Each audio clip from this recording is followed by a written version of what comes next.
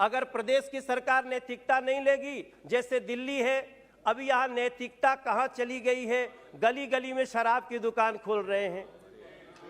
अगर हम इस दिल्ली की बात करें, हम अगर प्रदेश की नैतिकता को अगर हटा दें, अभी दिल्ली में सरकार के शराब नीति ऐसी, गली गली शराब खोला, उसके ऊपर सैकड़ों करोड़ का घोटाला तक, और इसमें जी घोटाला, इस पे जांच सीबीआई इंक्वायरी हो गई और वो भी दिल्ली सरकार के ही द्वारा हुई। तो अगर ऐसी नैतिकता का पालन नहीं करेंगे, अनैतिक हो जाएंगे, तो हमारा ये बिल किसी काम का नहीं हो पाएगा। मैम, मैं दिल्ली का उदाहरण देते हुए, इस पे सीबीआई इंक्वायरी हो गई है और डिप्टी सीएम तक जो जेल जा सकते हैं,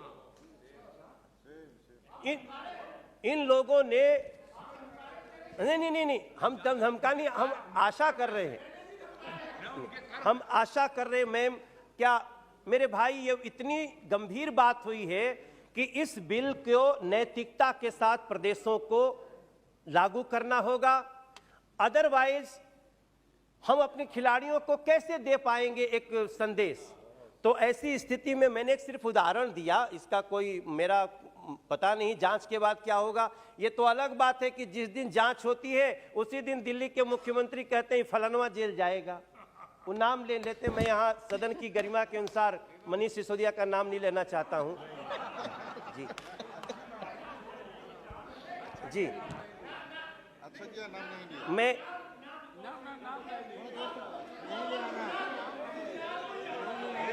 नहीं और ये बोल रहे हैं, मैंने वहाँ के मुख्यमंत्री बोल रहे हैं। हाँ, केवल आपकी बात रिकॉर्ड में जाएगी, आप बोलिए बोलिए।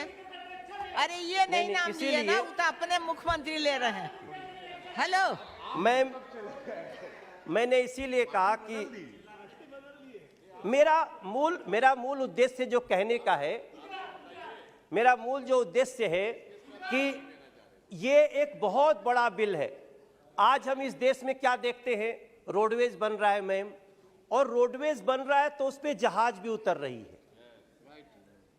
ये कितनी बड़ी सोच है।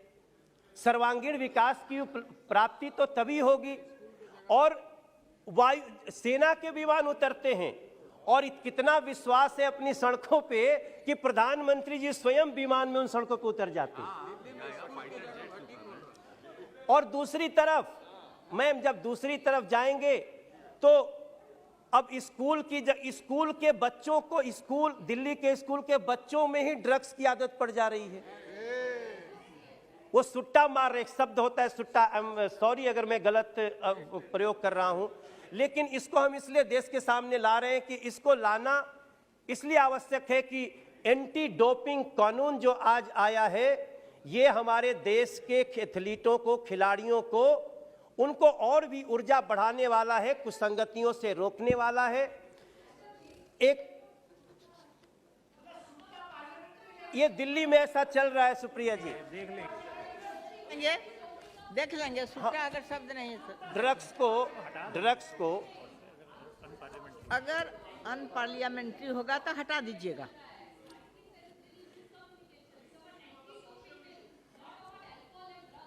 एक बहुत अच्छी बात यह है, मैंने सिर्फ वो शब्द बताया जो शब्द चिंता का विषय है, इसलिए उसको मैंने ला दिया।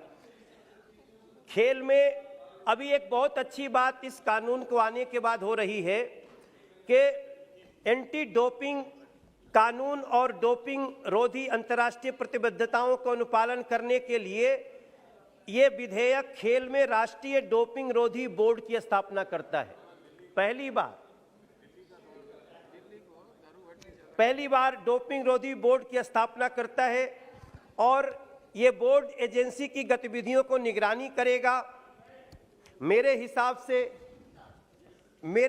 से जिस प्रकार से इसमें सेवानिवृत्त उच्च न्यायालय के न्यायाधीश, एक उपाध्यक्ष कानूनी विशेषज्ञ, 4 सदस्य चिकित्सा व्यवसायी और सेवानिवृत्त प्रतिष्ठित एथलीट रखे जाएंगे, एथलीट भी रखे जाएंगे इसमें, ताकि चूंकि खिलाड़ियों को समझता है, इसलिए इस कानून की रचना बहुत अच्छे ढंग से की गई है मैम।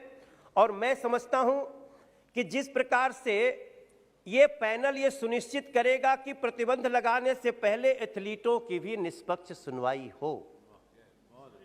आज तक ये नहीं होता था। हमने कई ऐसे, हमारे दिल्ली और हरियाणा के भी कई ऐसे हमारे एथलीट हैं जिनके साथ कई बार ज्यादतियां हुई, ऐसा देखा गया, लेकिन उनको सुना नहीं गया। तो ये कानून उनके लिए भी बहुत सहायक सिद्ध होने वाला है।